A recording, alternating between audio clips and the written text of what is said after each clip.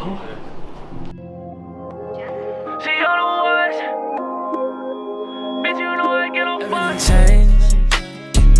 found a new way to channel my pain. Just like I always say, feeling very humble, feeling very blessed right now. But my favorite thing... Oh, really? My name's Levi Bent-Lee. I'm from Toronto, Ontario. I'm an artist as well as a visual content creator. I make videos on YouTube, music, into fashion, food, travel, lifestyle. I mean, I don't know. I don't really like to categorize myself, So you grew up in a very creative family with your dad being a world-renowned chef, and I think your mom did a lot of interior design for the restaurants. Along with her partner, but yeah. Yeah. Okay. How did seeing this growing up, like how did their creative pursuits, how did this influence you as a child, and I guess now too? It's funny when I've had people ask me that question before, but growing up, I never considered myself to be a creative person at all. No. I was an athlete growing up, so all I knew was pretty much just playing sports. So I was never really forced to, or I was never really given opportunities to try to, whether it was make music or create videos or anything like that. I was never really that creative. I never thought I was anyways. Okay. But obviously, naturally being around parents who are both extremely creative and that's, how they make a living. Obviously, they're going to rub off on you in certain ways, whether it's just through you observing things and not even realizing while you're absorbing it. But I don't know. It just sort of just kind of happened, So professionally, I mean, you started off working in the restaurant industry, helping out with, managing your family's different restaurants. Is there any lessons or things that you've learned from kind of that role on the management side that you kind of apply to your life today, working with music and YouTube and all that kind of stuff? I say this to my friends all the time. We're like, if it wasn't for me working in the restaurant business and if it wasn't for me being given so much responsibility at such a young age, because I fully managed and looked after, multiple restaurants at a young age. I was kind of just thrown in there. No one really, people sort of prepared me for it, but I kind of was just, at one point when our general manager just decided to quit one day, my dad was kind of just like, here's the keys, go figure it out. So, being at a young age where I was forced to learn how to work with people, especially, people that were a lot older than me, I had to mature at a really young age and basically figure it out.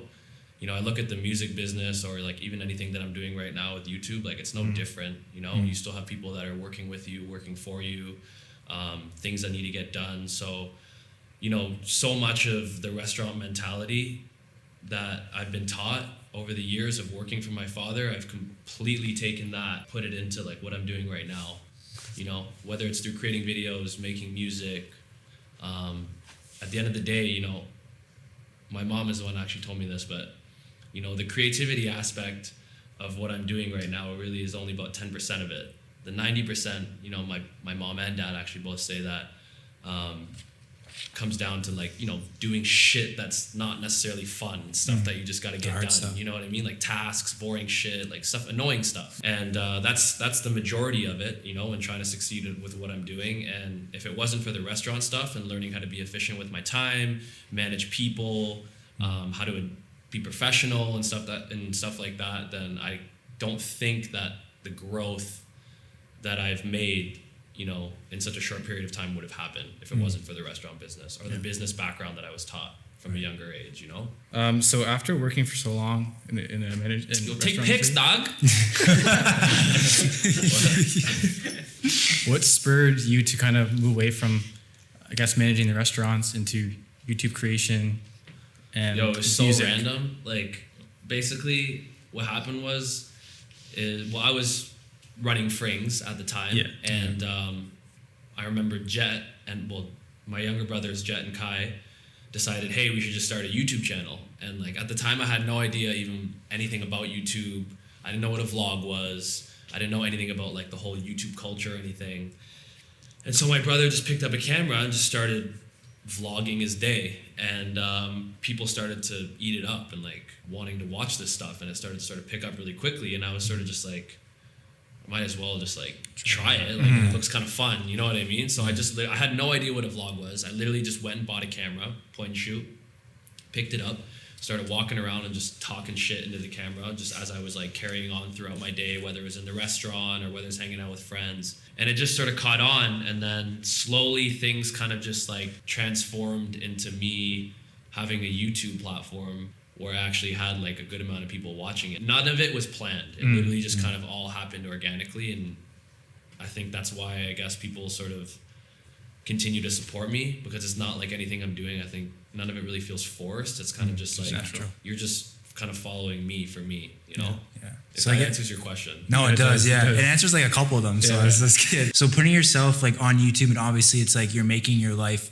like public. Was there like an adjustment period that was it like uncomfortable for you at first, Yeah, or? for sure. I think for anyone who puts themselves out there, whether it's, you know, on YouTube, Instagram, or any other form of platform, it's always scary in the beginning. Yeah. You know, you're not getting paid to do this shit when you That's first start. You know, you're literally just putting yourself out there, you know, opening yourself up for criticism.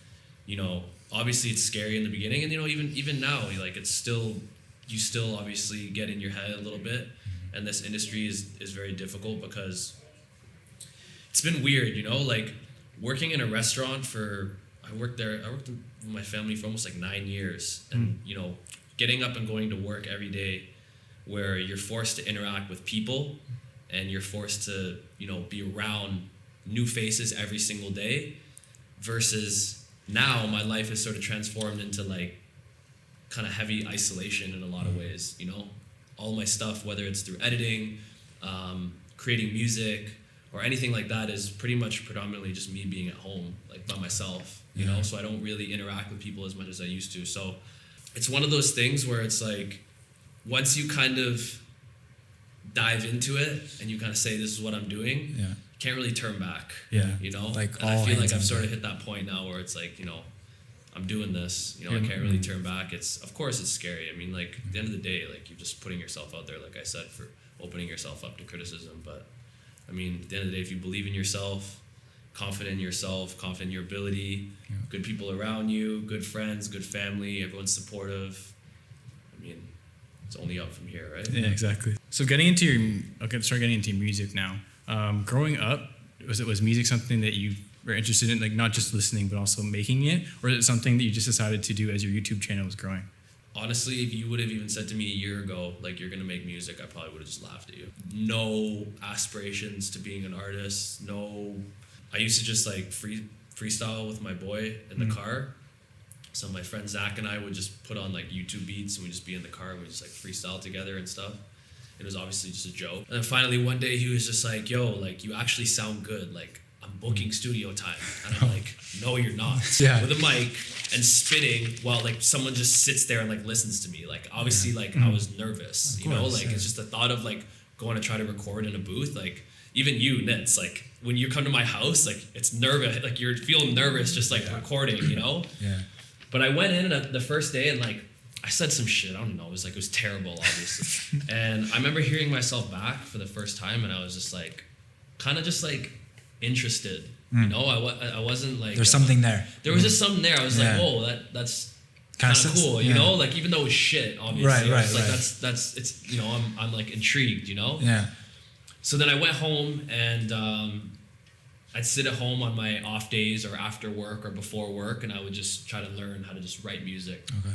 Obviously, everything in the beginning, trash. Yeah. You know? It's okay though. It's okay. And then you gotta start it from kind of just slowly transpired into like becoming something that I was really passionate about. Mm-hmm. And I ended up connecting with an engineer. His name's Dot. He works with like endeavours and stuff like that. Endeavours, Kind of yeah. just naturally, he literally is like in my area too. We literally just connected randomly, and so I would book studio sessions with him, and you know, he'd fit me in every once in a while here and there, and I'd go there and I'd be like super excited to try to like record what I you know wrote and stuff like that, and I'd record it and I'd think it was so fire, and then obviously like the next day I'd listen to it and I'd be like, wow, this is trash, you know. So I just kept at it, you know. It was just one of those things that I saw the improvement as I continued to just keep pushing, and kind of just led me to, you know, where I am now. Not really overthinking it, kind of just like just happened, you natural. know. Yeah. Like the Yeah. EP, like your EP. Yeah, exactly. Right. No, facts though. Literally, like, Perfect title. Yeah. when it comes to music and you know, for myself, I know like the biggest battle is always my own mental self-being. You know what I'm saying? Like I'm always like overthinking shit or like stressing or like, but the best music for me, I find, is always created when I'm just like, I don't thinking, think, you know, it just happens. So So I'm guessing that's right there is the meaning behind your EP when you created it then. yeah, because it was just like, there were so many days where I'd go into that studio and I would have something ready to record that I had like already pre-recorded back home, because like I'll usually do my references and stuff back home, and then I'll go to a studio and maybe try to like re-record it. Yeah. And I would go there and I would just like, I couldn't get it. Like I would hear it in my head, but I wouldn't be able to put it out. get it exactly how I hear it in my head. And then Dot would always be like, yo, stop fucking thinking. Stop overthinking. And then literally we were in the studio and I was just like, I don't even know what I'm gonna call this EP. He's just like, yo, just don't overthink it. Like he was telling me, don't overthink it. Like don't overthink the name. And I was just like, why don't we just call it that? Yeah. I guess we could take it from like your first, the first single I guess you dropped was Boomerang, right, with Zach? Yeah. So how did that come about? Was it kind of the sort of thing where you guys just messing around and like kind of came up? This producer from LA, he just sent me a beat pack. This was like before I even put out any music. I was just like, I think I posted on my Instagram or something, hey, like if you're a producer, send me beats to this email. And I ended up connecting with this guy. He sent me a beat pack, and Zach happened to be at my crib, and we were just like chilling one day. And I put the beat on, and we literally just kind of like made that song up in like 15, 20 minutes, just like messed around with it. And then I played it for my boys, and they were just like, yo, I actually don't mind this. It's fire, you know? So I was like, all right, let's put it out. So we just put it out, and then, I don't know, I think that song's like, it did pretty like good. 1 million streams or Yeah, 1 million really plus good. or something like that. Yeah, But went crazy. it's a good little summer vibe, you know? Yeah. It's just like stupid shit, but whatever. What would you say the hardest part is of the creative process? So just going from making a single to making an EP. You said it comes naturally, but there's got to be. I think like the hardest thing about being a creative is just like being like at battle with yourself. I always compare it to the restaurant business because that's all I knew, you know, because it's different, you know, when you work a 9 to 5 or you work in a restaurant or a everyday job, if you need to get work done, you just show up to work and you just go to work. Yeah. You know, I could wake up and say, oh, fuck, I really want to get work done today. I want to bang out a few songs. But if you just can't, if you're just not mentally there, even though you want to work, doesn't necessarily mean that shit's going to flow. You know, so just like kind of making that transition from working in a job where it's like manual, like labor every day, where it's like, you know, getting work done is like physically going to work and like just getting shit done versus like now it's like you're kind of forced to create, you know, and if you're not necessarily in that mindset, that's where it can be the most difficult. And, you know, being like being a musician, I mean, at least for me now, because I'm still very, very early on and I haven't really worked with a lot of other artists or like collaborated with other people and stuff, it's a very lonely industry. As much as like people are around you and like constantly, you know, saying the things you want to hear or supporting you, it's hard to know if it's always genuine and stuff like that, you know, and it's crazy, you know. I used to have, for sure, before I started all this like YouTube or music, right, I had a way bigger circle of friends than I do now. You find out who your real friends are at the. Yeah, that's things true. just change quickly and you don't really see it coming, it just happens, you know. But at the same time, it's been a blessing in a lot of ways too, you know. There's been a lot of amazing things that have come from it, but at the same time it's been difficult, you know. Getting into kind of like the clothing line you just dropped, Trinity Air Apparel. I mean, I know you coordinated with your track Far From Home, your latest single there. What was kind of the inspiration behind kind of the brand, and do you plan on releasing anything, any new designs or anything similar in the future? I mean, clothing, obviously, as I'm sure most people who follow me know, has always been like a passion of mine, my brother.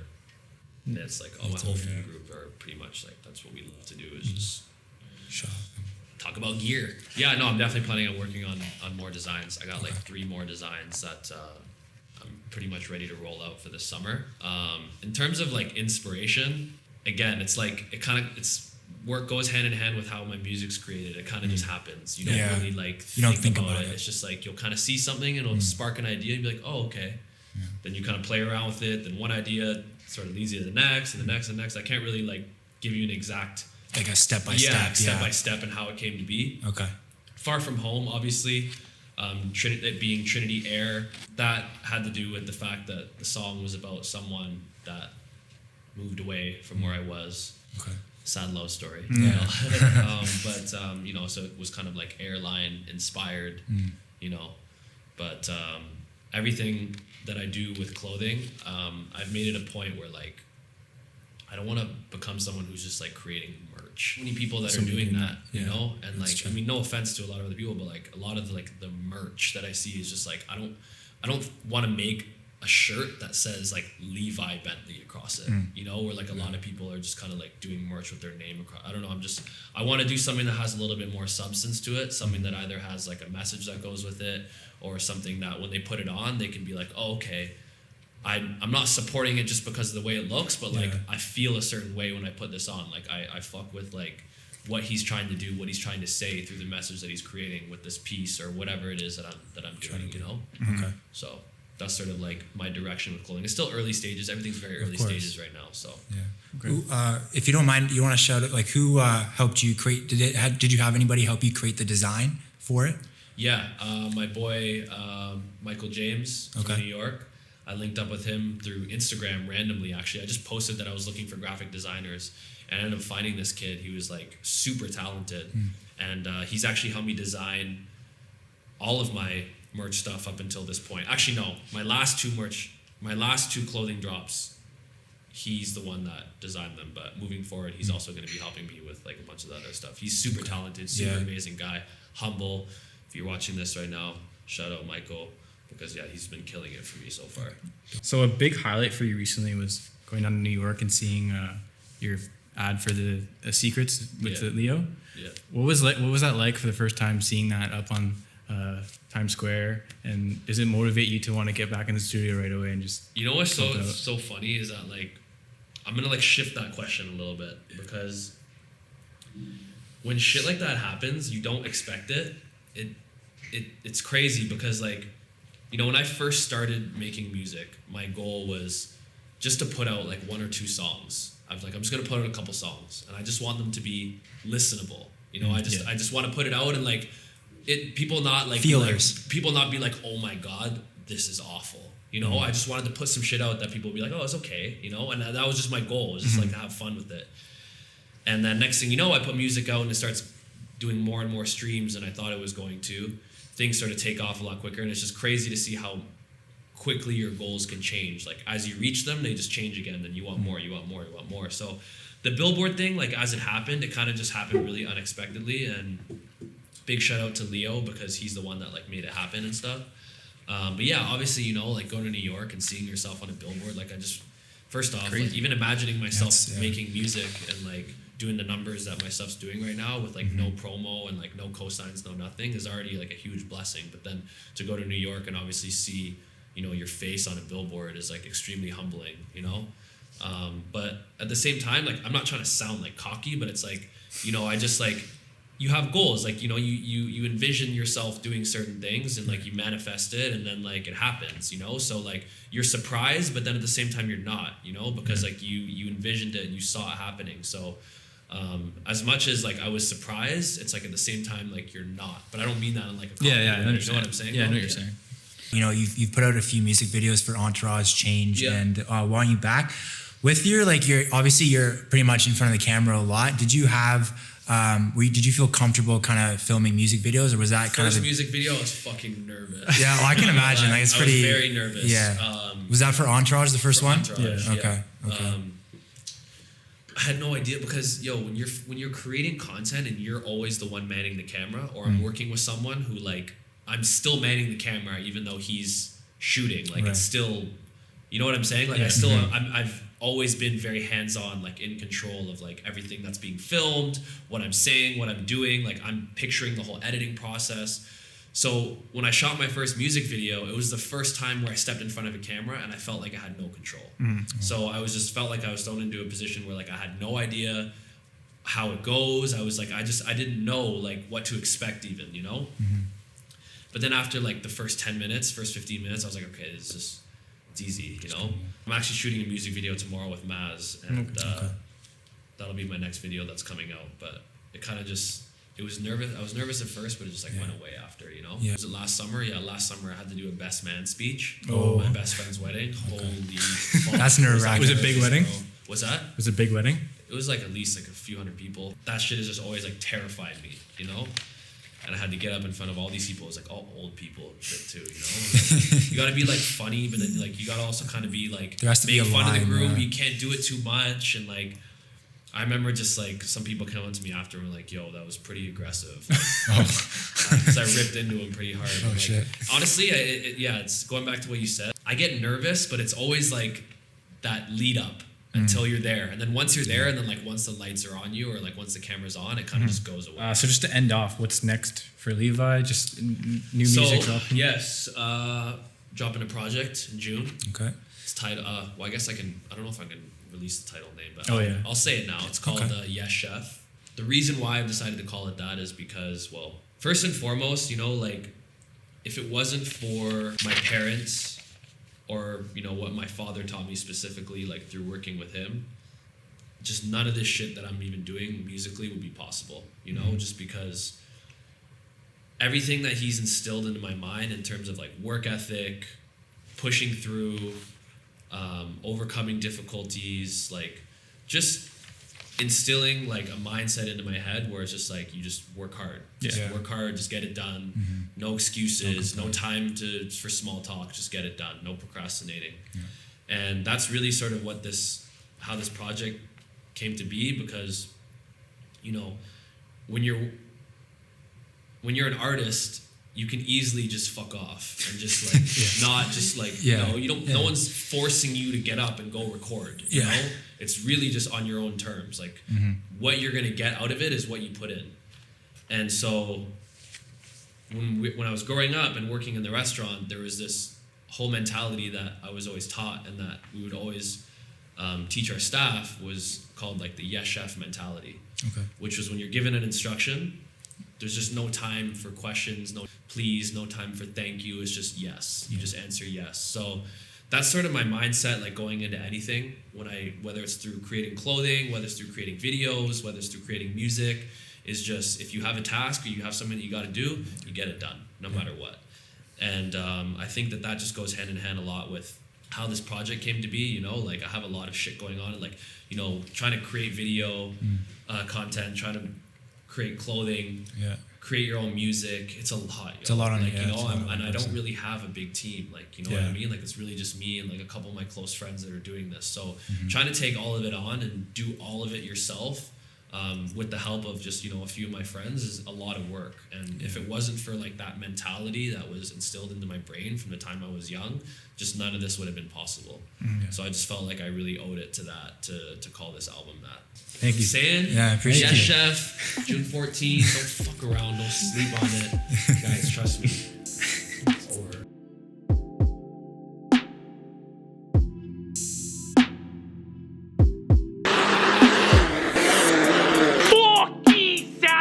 My heart's going so crazy right now, yo. Yo, yeah, yo. Yo, link us sammen, fam.